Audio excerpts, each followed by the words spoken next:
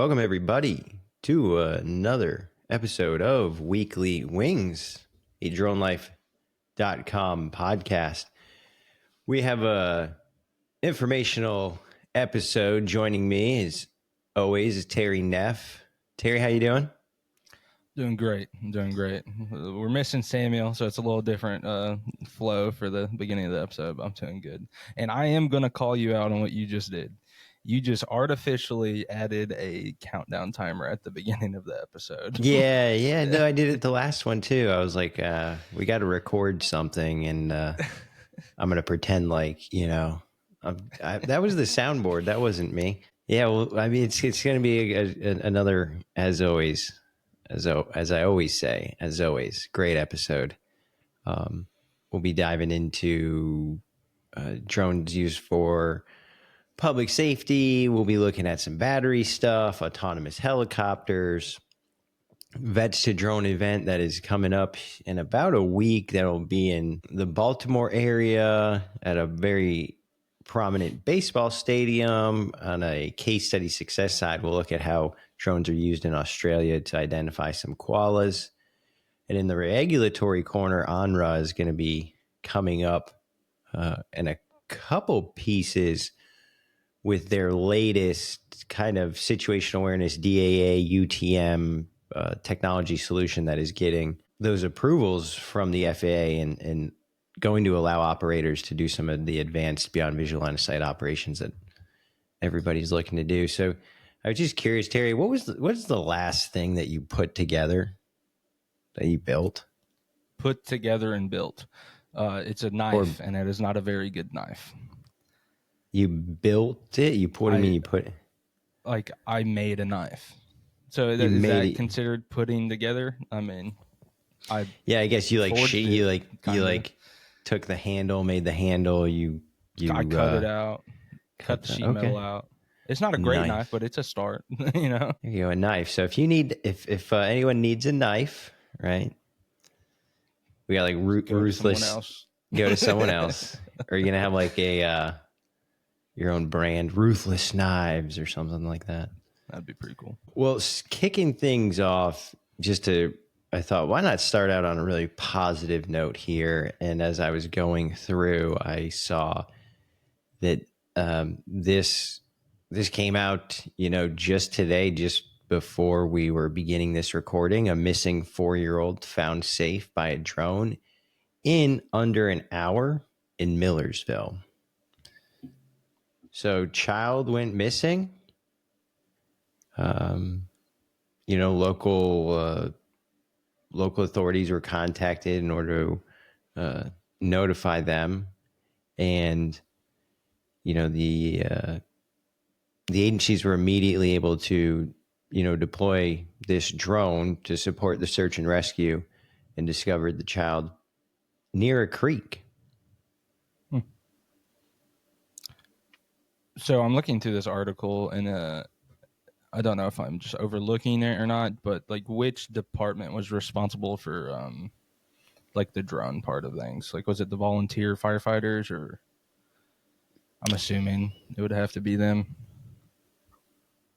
Yeah, it looks like you had Robertson and Sumner counties, so you had multiple counties coming together. You also had a volunteer fire department and the emergency management folks involved. So, one agency not having a drone, possible, but when you get such a collection of folks together. And I just looked up Millersville. This is the sticks. So thank God they found the child quickly. That could have been very bad. And then what I was thinking is like, when the child wanders off, so just shout out to the folks out there in the Millersville area, in the Robertson and Sumner counties, for having this technology. It doesn't say what drone they were using. We can only assume DJI. Possibly. But I was thinking to myself, this child could be missing, and so their family is like looking for them and concerned.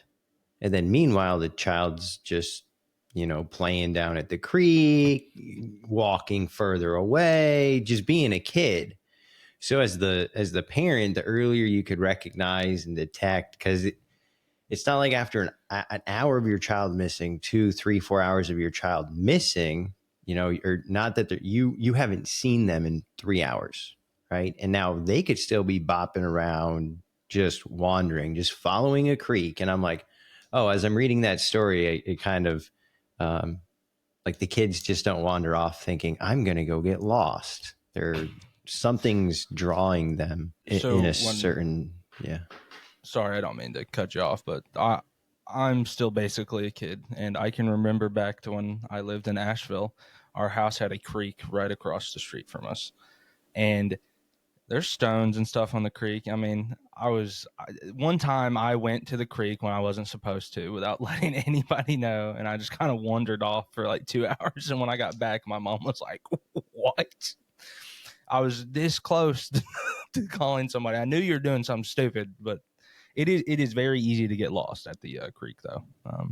I scared myself a few times down there. And then when your kids do that regularly, you just kind of you that rope, right? Because I did the same thing growing up in New England, visiting cousins in Vermont. We were out in the woods all the time for an hour.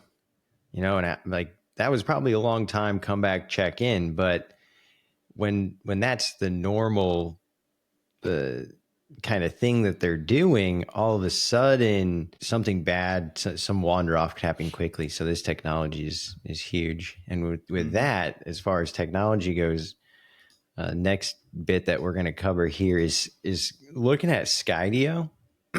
And so this is a company that's raised hundreds of millions of dollars in their tech, and they've taken a lot of heat recently. They're unable to source batteries due to sanctions with the batteries coming out of China and all this political back and forth in the drone space right now. But even with all this going on, it's like, what is the risk? So evaluating risks, and this article is coming out of TechCrunch, and I think it's being looked at more of a not a drone operator standpoint, but more of an investor standpoint. And so I think people are looking at this possible actual ban, and they're like looking at Skydio and they're like, yeah, if these DJI drones are banned, that is the go-to. It doesn't matter what the price point is. It's anyone with that much money is going to buy that drone, and it's kind of like gambling. And so right now at this point, to go out and get another $170 million on top of the hundreds of millions that they've already, to be exact. well, 230 during Series E. So they've already gone. Okay. Yeah, this isn't their first series of funding. This is like their fifth. And I could be more than the fifth. I'm pre-seed. There's all these. I'm not. There's no investment information coming out of this guy here. But yeah, this is an additional 170 to the 230 that they got last year, and they've raised money before that in other series of funding. And so you're looking at companies like a Japanese company. Interesting. So you think, oh, American company, and you have a huge amount of investment coming from Japan because they want to take this technology, as the article goes in the creator of the taser, Axon. Yeah, so Axon's huge.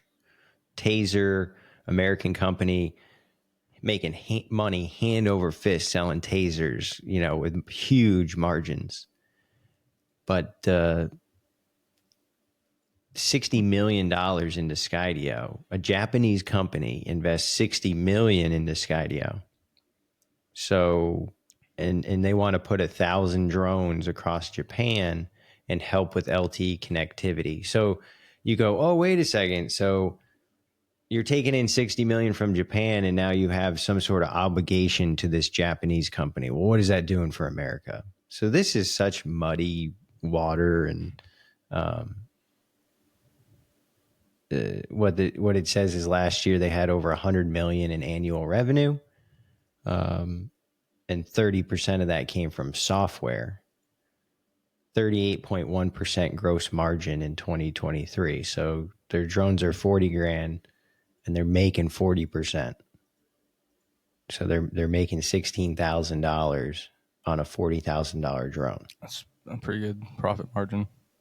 So in But terms of, but that's a combination of software and hardware. So their software margin is probably like 70% and their hardware margin is 15 or something like that. maybe, I don't know, software costs a lot of money to develop, unfortunately. Yeah, well, Those driven developers get by paid. driven by favorable mix shift towards software revenue. Yeah, but once the developer makes the software, you don't there it doesn't cost you more to make more software. I can distribute as much software as I want, whereas every time you make a product, you have to physically buy more raw, resources, and it takes up all that extra commuting space. Whereas if I sell you access to the cloud software, I can, just buy more server space. But go ahead. You were going to say. So in terms of size of drone companies, we all know who the biggest is currently. It's DJI. Would you say that Skydio? I mean, I've never really paid attention to like the size of these companies. Like, is Skydio the second biggest in terms of like consumer base? Would you say? No, so the article says right here, especially since it officially sunset its consumer drone product in 2023. Like they don't make consumer product. They've come out and said we don't make a consumer drone anymore. Okay. Their cheapest drone is like 30 grand. So there's literally no replacement. That's my bad. No, it's good. But see, that's an important point. Is there's no replacement for an Air 3, a Mini 4, a Nevada. They don't mess around in that game. Things are also looking up for Skydio's military ambitions, right? Because 1.2 billion bookings in the pipeline, over 50% was defense customers. So they're saying that they have 1.2 billion in like pre-orders, with over 50% of that being from defense customers. So you're selling something that you don't even have yet. You're taking investment on. Don't even have the batteries. it's that, but again, that's the whole risk thing. So at this point, it just seems like they went out and they were able to, they convinced the people that mattered. Yep. And, they think that they could burn through only 238 million by 2029. But if you run some basic, numbers, that's probably accurate. But if you think of having 700 employees, just do the math at home. They're spending millions of dollars every 2 weeks just on payroll, not even considering raw materials, manufacturing costs associated with the facilities, the leases, all that, insurance, all this stuff, right? It's a ton of money. So interesting to see, what'll happen here. Because here's a company that's telling you they can do it. They just need more market share. And if more people would buy, but now they're not producing a consumer product, so they just totally decimated their market share. It's awful. And so now you mentioned batteries, which I think is an important pivot into our next topic here, which is a DroneLife.com article that came out just this week points towards Litton acquires Kuberg's facility to boost U.S. lithium-sulfur battery production for drone and defense applications. So it's not just drones, it's all sorts of other ground robotics, water robotics, which not really water robotics. Most of those are tethered, or I assume the majority are tethered, so not using batteries underwater. They're all getting their batteries from the same place. So again, it's looking at, hey, in a company, people get together, investment, right? Investment in Leandro facility aims to strengthen the domestic supply chain and deliver 200 milliwatt hour of high performance drone batteries. Like that's super interesting. Some companies saw this come out. Oh wow, do you see that? This company over here that's getting, millions of dollars in investment, they have nowhere to buy their batteries from. They have all this money. They need batteries? Huh. Boom, opportunities. So company decides, hey, we're going to buy this, US San Jose based facility, and we're going to start manufacturing drone batteries. I'm a little confused at how they I've never really researched batteries until I was in drones. But when they say they produce 200 milliwatts of lithium, whatever per year, are they I don't know how to formulate this question, but it's why are they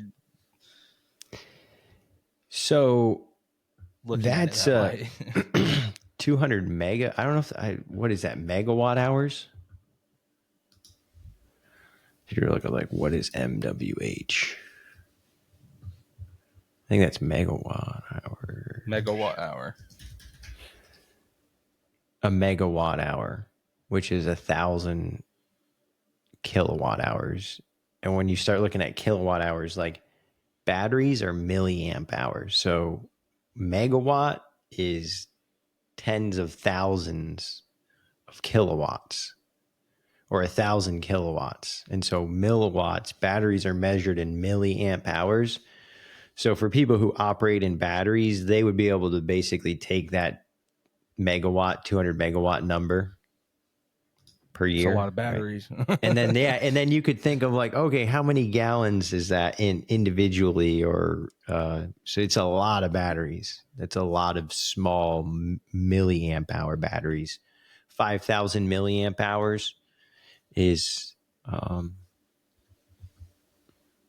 guess, how many, a milliwatt to a megawatt to a milliwatt. Converters.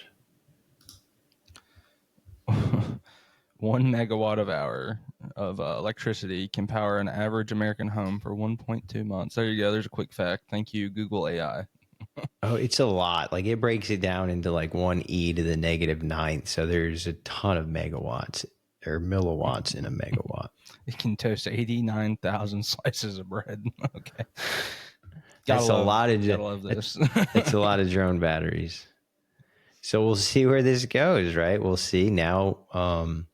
The article, and they bring up the the National Defense Authorization Act, and so people are putting their chips in, and there's chips over here, and there's chips over there, and you can buy the facility, but once you get the facility, then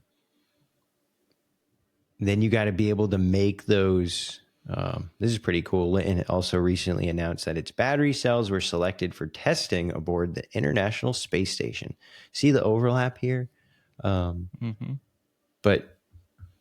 yeah, so it'll be interesting to see, not only can they produce the batteries, but can they ink and pen the deals with the manufacturers. And I'll tell you what, 170 million, holy cow. Could you imagine one of these other drone manufacturers? Skydio's valued, their valuation over $1 billion. They're a unicorn company, and they just got 170 million. And it's kind of oh, okay, we're gonna spend that in 2 years, and then there's other companies, these other U.S. manufacturers, the next ones up, Brink, Teal, just the ones that we see on the blue list, right? The ones that we've seen that have some of these contracts. It's they haven't raised anywhere near 100 million. Change. Some of them have gotten, 3-figure, 100 million, things like that, seven figures, but nothing in the hundreds of millions. And they're oh my God, they're just thinking, gosh, if we just had 100 million, what could we do? Yeah, the numbers are astronomical, because it even talks about in that battery article, they're going to invest 20 million in in manufacturing. And yeah, it's exciting. I've just started to pop popcorn and just kind of enjoy watching all of the development happen, as opposed to, be like, oh, I need to see it go this way. It's like, who cares? Either way, there will be opportunities as America's the gonna industry. have a boom for batteries and like silicon based stuff like chips. Like we're already starting to produce our own. We don't produce anything basically compared to Taiwan, but we're starting to. It's a good step forward. And we'll see what happens. Automation. If there's enough automation layered into the manufacturing, then we can do it here. But if it's heavy, if it's labor intensive, there's no way it can get done here. So I think a lot of the automation can be potentially baked into chip manufacturing, but we'll see. Time will tell. There's pretty exciting things with the whole development of chips, with NVIDIA losing, pretty much like a monopolistic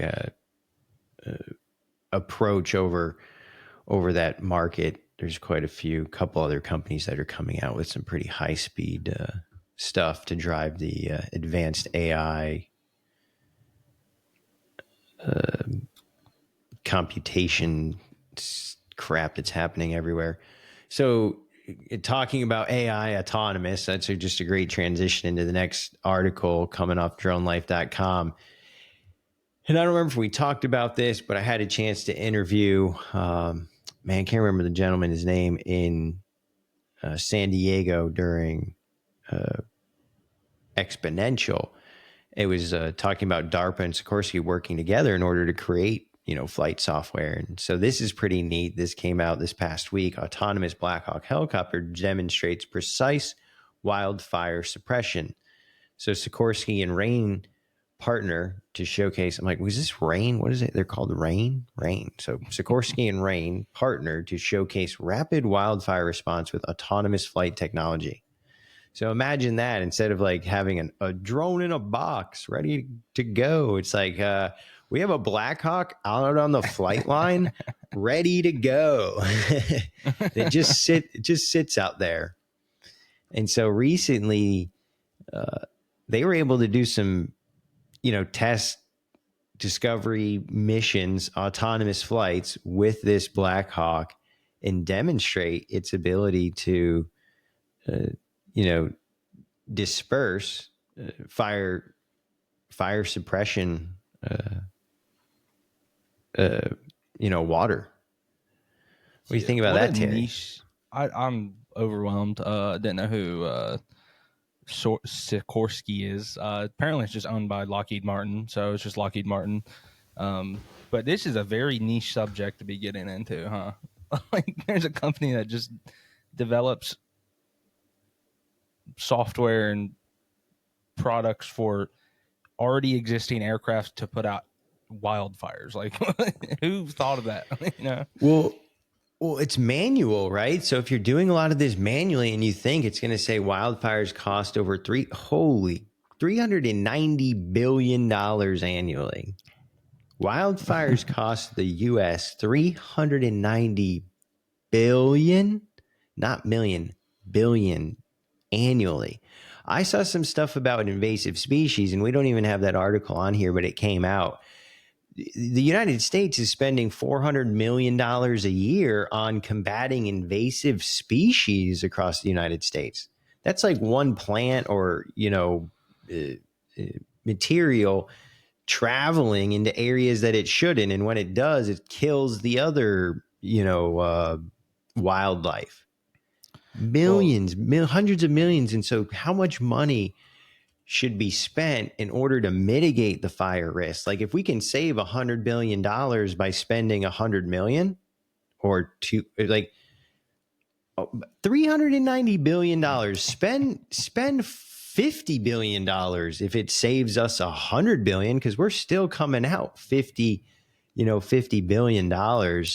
And if that means taking some of this technology, because say a wildfire breaks out and you're the pilot, how do you know where to go? How do you know where to deploy this water? How do you know where the most local source is for refilling your um, your water system. There's all these variables where you know how to fly, but you're like, how can you automate that? So it's like, take the pilot out, you use the software to map everything, and now you're just programming the most efficient way to go about it. Can I unleash a random fact on you since you were talking about invasive species? Yeah, go ahead. So back in the gold rush era, the Australians sold us a bunch of eucalyptus trees, and we planted them in California. And it takes them a while to like develop and mature, but we're getting an increase in wildfires because eucalyptus oil is very flammable when they mature. That I could have some of the facts wrong about that, but that is something that happens. The Australians got us a long time ago. Huh. That's interesting. Yeah, sorry. Random fact is just It's something you don't know until the trees have matured and are seeping oil. that is And very flammable. and so this I didn't even think about it. But like, here's some pretty neat photos showing the whole deployment, and it's no different than a drone picking something up from one location and delivering it to another location. And so they talk here about allowing observers to witness the capability. So collaborative efforts with observers on site. So representatives from key organizations, including NASA, FEMA, DARPA, Los Angeles County Fire, Orange County Fire, attended the demonstration. I thought they were saying collaborative efforts like with observers. They were talking about observers. Autonomous Black Hawk or Firehawk helicopters. Could you imagine that? Insane. They're calling it Firehawk, like it's a Black Hawk, but if you make it autonomous for combating fires, it's a Firehawk. Like, that's awesome. Whoever coined that with the little trademark. Yeah, this is some really cool stuff. Are those photos like of it in action with nobody in it? That's no one in it. Yeah. Oh my goodness, that was. It's nerve-wracking the first time they sent that bad boy up. Like, please don't fail, please don't fail. Well, that's what I said. They've been flying this for a long time. Like, I don't think we talked about it, but back in, I think it was March or April, whenever, maybe I don't think, maybe it wasn't going that far back, but they've been doing this like since, 2023, 2022, maybe, with DARPA. And they've integrated Rain's mission autonomy system, right, with Sikorsky's Matrix flight autonomy. So Sikorsky has all the software to make sure the drone, like, I guess it is the autonomous aircraft, to fly and be safe and detect other aircraft. And what they've done is they've just taken that Rain software and they've ported it in so that it knows, again, where to go, where's the fire. And this is really cool. This is really technology. Cool. I'm glad the military industrial complex is being used for something good. Yeah, man. And Sikorsky, dude, man. So that is like the tip of the spear when it comes to aviation defense. Yeah. Right there with the Boeing and Sikorsky, and then in Connecticut. So growing up, in Connecticut was always familiar with the Sikorsky. And so what's even cooler is I had the chance to work on Blackhawks, so now it's pretty cool to see. This is coming full circle for you. Yeah, and then you don't have pilots. The worst thing for the helicopters is the pilots. They're the ones breaking all the stuff. So if you kind of remove the pilot, you think there's a little less maintenance. Just kidding. Pilots are awesome.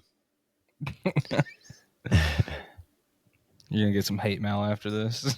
A little hate mail from our huge audience helicopter. Yeah, our helicopter fixed wing. Kind of transitioning from a Black Hawk military aircraft that scene into our next topic.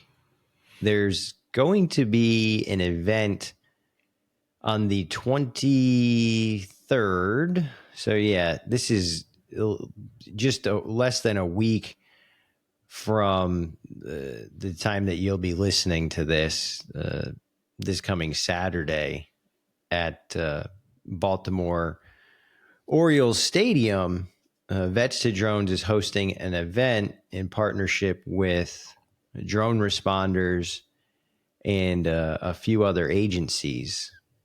And so there's going to be free registration. So anyone who's either public safety or U.S. military veteran, you can, attend. You can show up to Camden Yards, and from 9 to 1, kind of like a morning session, is going to be for public safety personnel. And then between 12 noon and 4 p.m. is going to be a time slot for those folks who are U.S. military veterans. Again, there is no cost to attend and participate. There's going to be, looks like, some lunch options provided during the event. And do not bring your own drones. There are going to be drones on site. What they recommend is if you bring your own SD card, you can pop your SD card into any one of the drones that you end up flying and capture some photos, and then you can take the SD card home with you. So for any public safety listeners or folks of the veteran community, take a look at this event. We'll have the link attached in the episode description. Yeah, what's there not to love here? You get to go play with drones for free. Yeah, and then Camden Yards, just a beautiful stadium. I mean, maybe not the best time of year. Is that a stadium?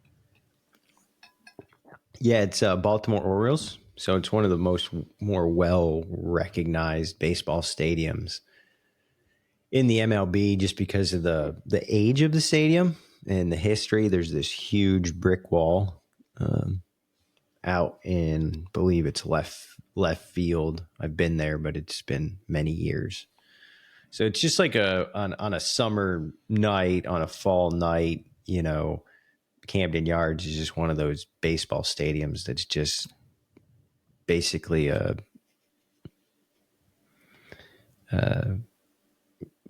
just that wonderful place to be and get yourself a hot dog and soda. Yeah. And so koalas, Terry, what do you think? What do you think about koalas? And you brought up how Australia got us earlier. I didn't know that. I didn't know Australia had one up on us. But it's okay. They lost to emus, so I mean, who has a better military? Yeah, and they also have that break dancer, which I don't think is. That's pretty funny as well. It's beating anybody. I love Australia. Australians are very nice. Yeah, have you ever been to Australia? No, I've only met one Australian, and he was the nicest human I've ever met. So he had a mullet and everything. Okay, from the land down under. From the land down under. So we're going to Australia. Drones are detecting endangered koalas in Australia's Wallenbach Wildlife Sanctuary. So using thermal drones to produce surveys that confirm there is vital koala habitat, marking a conservation milestone. So pretty exciting to be able to put these drones up in I guess evening hours, most likely, using the thermal sensors in order to be able to spot the drones. But it also looks like this is daytime. Potentially daytime, hard to say. Could be shining a light on it. Photo. That is a weird photo. It looks like a daytime photo. Top down, yeah. So it looks like they got a grant. See, these are those exciting things. These folks got a grant from the Mid-Coast Council, and with that grant, they were able to purchase a drone, and they ascertained the presence of tree-dwelling species across 4,000 hectare conservation area. So this is a wildlife sanctuary. So let's see. We don't really have these in the U.S.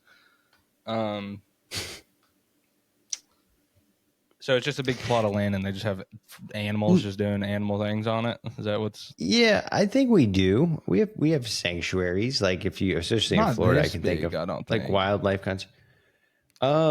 National This seems park. I big. mean, we call them national parks, and I feel like inside a lot of national parks, what you'll find is that there are like these pockets of different conservation areas and Yeah, you bring up a good sanctuaries. point. I feel a little dense now. We do have national parks. I never grew up around a crazy one. Like, we don't care about animals We here. hate animals. No, Yes. we just don't have like you're like, well, what's in the sanctuary over there? It's like, buffalo. Who cares about buffalo? Right? It's not like, there's koalas in North Dakota. You're like, we need to protect those koalas. So I think a lot of it is, overseas, you're seeing some of these more, just what people might consider rare animals, rhinoceroses, elephants, right? I don't think we have a lot of that naturally happening around here just because that's not their normal habitat. Like Detroit, where are you from? Where the hyenas from? Detroit. No. So Well, this is cool. I'm glad they don't have to get. There it is. It mentioned it. Thank God they don't have to get close to these things. Stay far away from them. They're mean and they have chlamydia. So, what?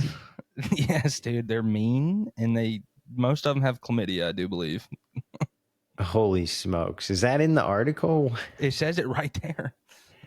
I'm What? pointing out my screen like you can see it. Let's see. You have a different zoom on your browser compared to me. Give me a second. Right here. Conjunctivitis, is that what you're calling? Let's see.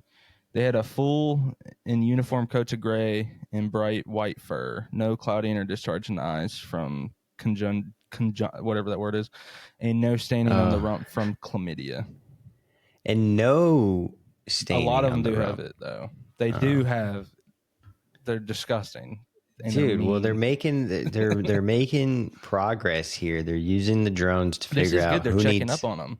who needs help. Yeah, because if they can't help them, if they don't know what's wrong, and if they tried to go in on foot, Terry, they wouldn't be able to get a good view of the rumps. So No, that's good. That's good. I'm glad they're saying the rumps.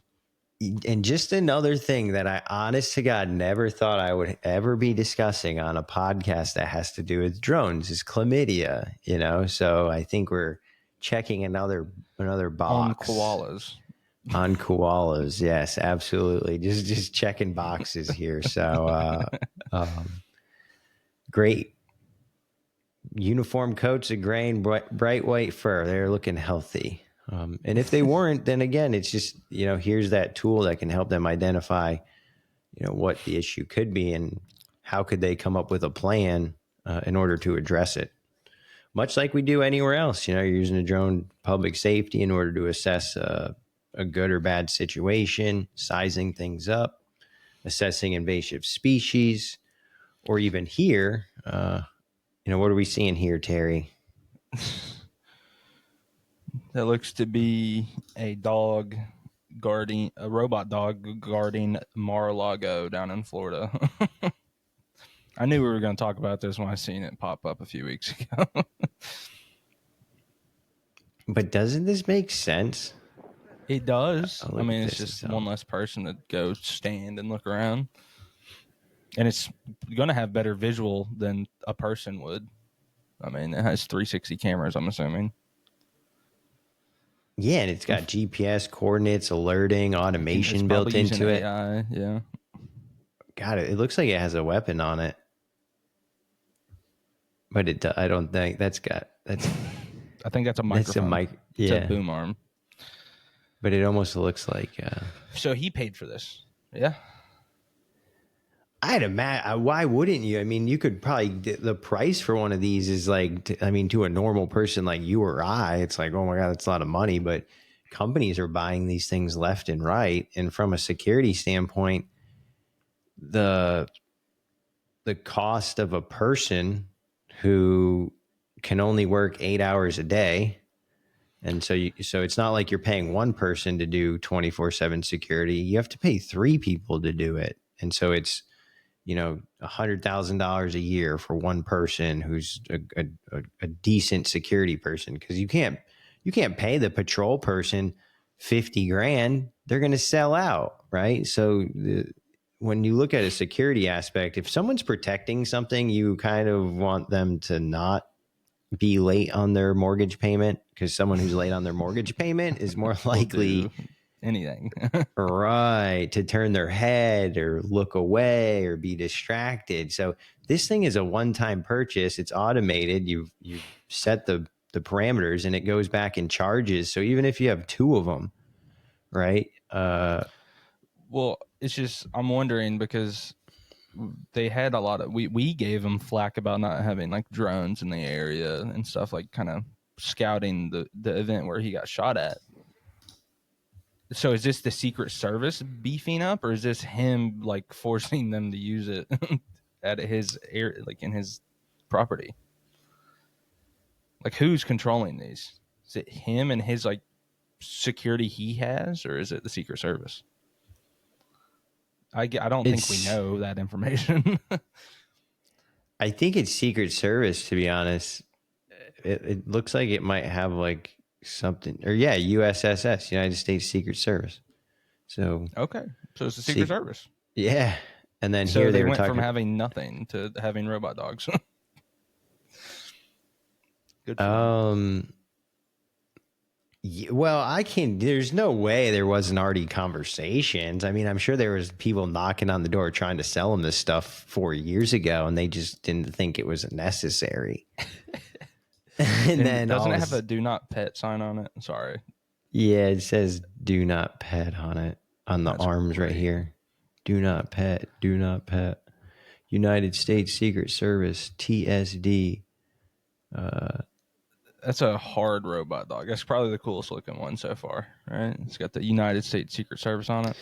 Well, it's crazy because I was just having been at the Elevate UAV conference. That Spot was walking around. Anywhere you see a flying drone, you see the ground drone. We've talked about Aslan Robotics and how they're, doing both. Ground robots in a doghouse and aerial robots on top of the building. So it wouldn't surprise me if there was some sort of drone in a box being also put in to help combat the potential, other threats. Because a ground robot, right, is great for getting down low and in the bushes where the guy was laying and stuff like that. But once you have that threat, how can you move quickly from one spot to another? The ground robot can take a little bit more time. Can you imagine seeing one of those just like hauling ass, just like, they're going to get there one day.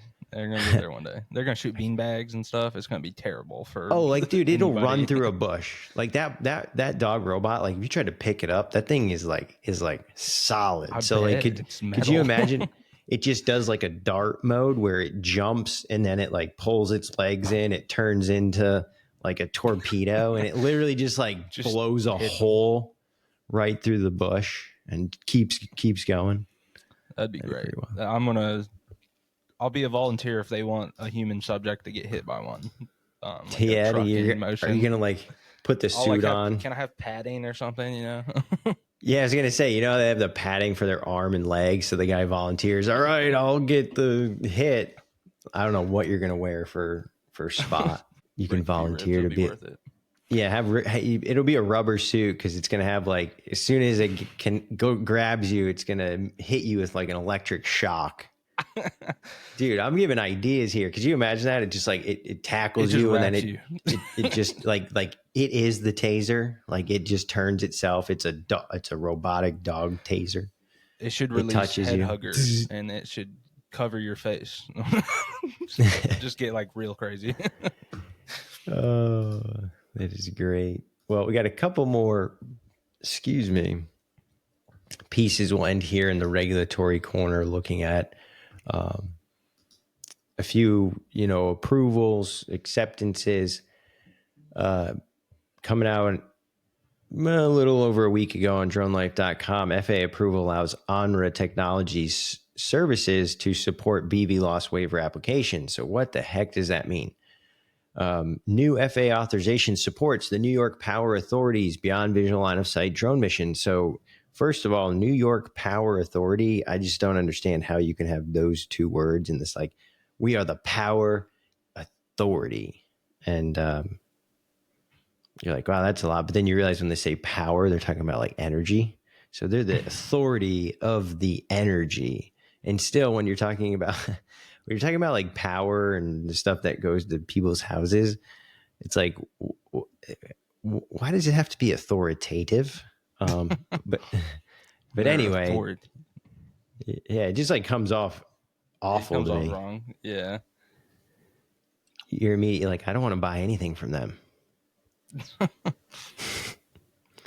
So what is this, right? The FAA has granted a letter of acceptance to ANRA to deploy its strategic drone conflict detection and conformance monitoring services. So ANRA, what they provide is the mission manager platform.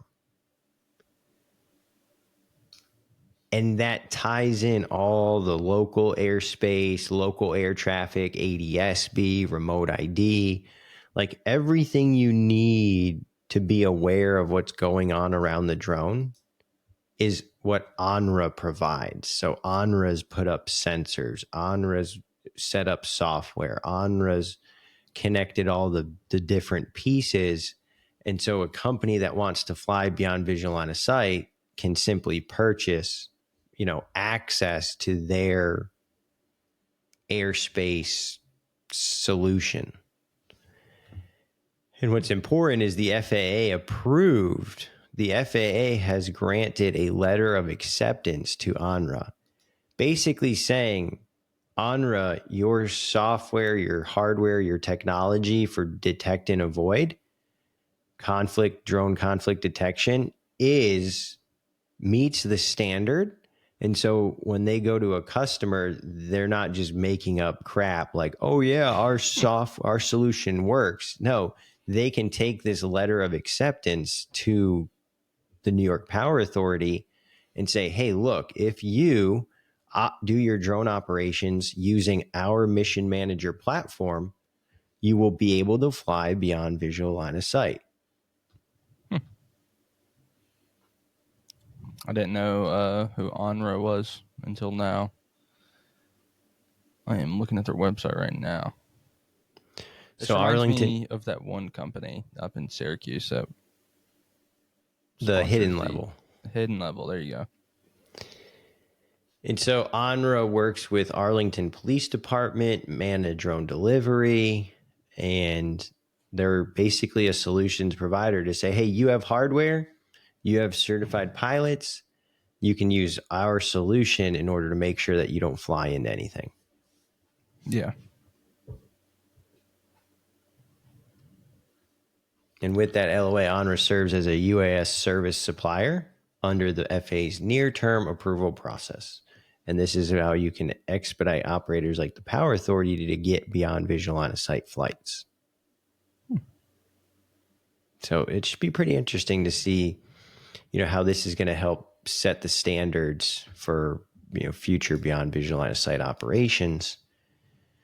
And so on the same note, Matternet partners with ANRA in order to collaborate for scaling urban drone delivery networks. Because again, if you're going to be doing inspections, you don't want to hit any aircraft. Well, if you're going to be doing urban drone delivery, don't you need the same technology? Well, they got their hands in a lot of pies right now. Well, when you get that type of approval, right? When you get that letter of acceptance, now it takes your idea, your concept, right, from phase maybe into phase let's go. We actually have the approval. Yeah, we have permission. When you have an idea, people who are educated aren't necessarily going to work with you. When you have the approval, permission, like you said, when you have permission, man, people are, they're not waiting on anything. You actually have something that you can sell. So it makes sense that once this letter of acceptance came out, all of a sudden they started getting folks to buy in and commit to, some sort of contractual operational agreements. Scale drone delivery networks while maintaining the higher safety standards for beyond visual line of sight operations in shared airspace. It's a great step forward for both companies. Matternet's we talked about them not too long ago. They're the company that has like the Demogorgon looking drone tower thing they have. Yeah, and Matternet has primarily worked closely with UPS in the past, and it looks like Matternet's also launched. I don't know. Yeah, we played this video. I'm pretty sure. Mm-hmm. It's because it has when I say Demogorgon, it's like a flower tower thing where you can like the restaurant puts the food in. The pod. Yes, I think it might be in this photo. Yes, this was the article.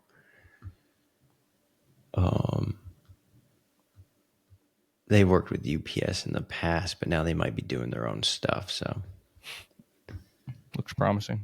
And then ONRA, hey, the thing is it's like when you're ONRA and you're providing the DAA, it doesn't matter what operator is flying, they all need the same solution. So that's kind of where, how do you create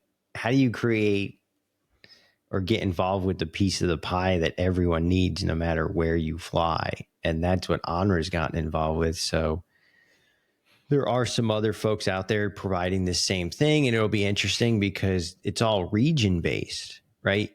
If you don't have sensors and equipment in that region, you're never going to have customers.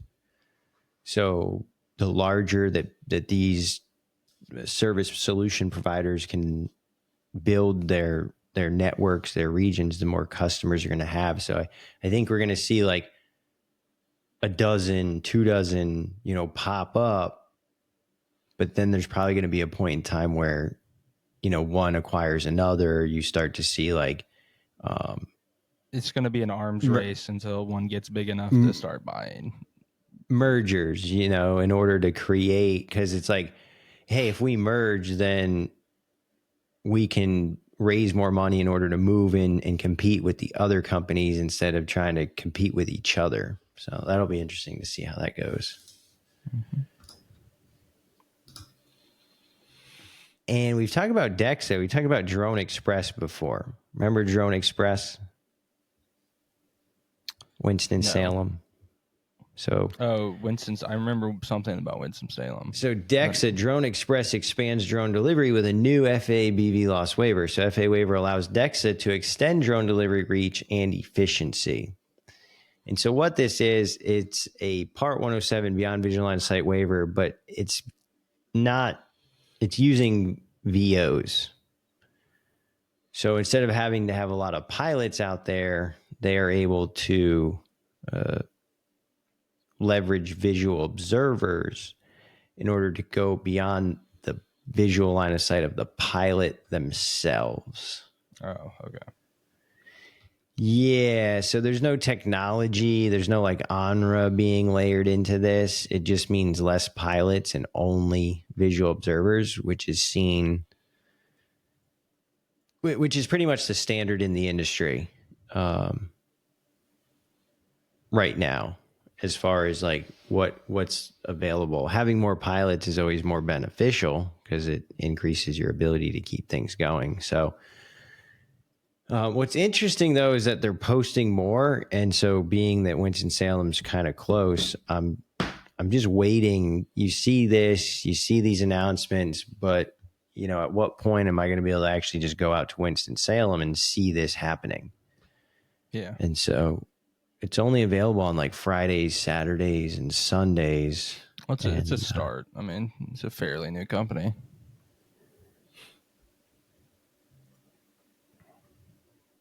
And yeah, I don't know. I think it says it's so closed. Friday to Sunday, 12 to 5. Well, it's 4 o'clock and it's Friday to Sunday and it's still closed. So This is one that I'm watching closely just because of how local it is. Because usually you can't pay attention to stuff. Like you can see the articles, but being able to see it in sight, because it's, you're getting half the story. You're getting the best, parts when it comes to some, news pieces, especially when it comes to more like a press release. Hey, we just got this approval. All right, well, you got the approval, you got the waiver, but how are you applying that in the real world versus just making a post or sharing about it? Yeah. So man, that was a informational filled episode there. What do you think, Terry? Thought we had some fun. Talked about random stuff. Didn't go too off topic. Sometimes we do that. What koalas with chlamydia, was that your favorite part, or the Firehawk? I don't know. The Firehawk it's pretty cool. I mean, it's just rad, Like I'm a man. I like stuff like that, Firehawk, a Black Hawk that puts out fires. Come on now. Yeah, It's an every autonomous, neuron. like a helicopter is just so cool, and then have it be autonomous and it's fighting fire. It's pretty awesome. It would be really cool to see the control station that the They pilots had it are. on their website. Was it up there? It did have it on their website because I remember looking at it. I was like, that's crazy looking. We'll have to the DARPA website bring it back up at some point. But it's like, these on the ground flight decks. I'm sure it's a lot like a Reaper, Predator, things like that. But with that mission screen for the firefighting aspect of it, also playing a role. A lot of the things that we talked about, I think, too, are a couple of the things, the battery stuff, and then ANRA's solutions for the near-term approval process with beyond visual line of sight. Those are the types of things where it's going to be really exciting to just sit back and, ANRA's facilitation of BV loss should happen more quickly. We're seeing it, right now. And then this battery news about this purchase of a battery plant that's going to put out 200 megawatt hours of batteries in total batteries per year. It's really interesting because, again, ideas are easy, execution is everything. So you can raise $20 million based on the possibility that the demand goes up and the revenue gets to this certain point, and that's all great. But then to actually execute, put everything in place, make the batteries, and see the market demand increase, man, that'll be, if they can do it and everything falls into place, then they're deserving of whatever, revenue, compensation, profit that they make. And it will help the entire industry. But yeah, that'll be really exciting. If you're a veteran, if you're a public safety personnel, you're in the Maryland area, check out Vets to Drones website, check out the Drone Responders website, check out the link in the description of the podcast, and get out to Camden Yards on November 23rd for some networking and drone flying. Really appreciate everybody's. And if you need a knife, don't forget Terry does not build knives, so call someone else. Fantastic. Well, as always, Terry, I appreciate your time, your attention, and thank you. What you've added to the episode. And to all of our listeners, thank you for your time and attention. We hope you found value in this week's episode, and we will see you next week. Fly safe.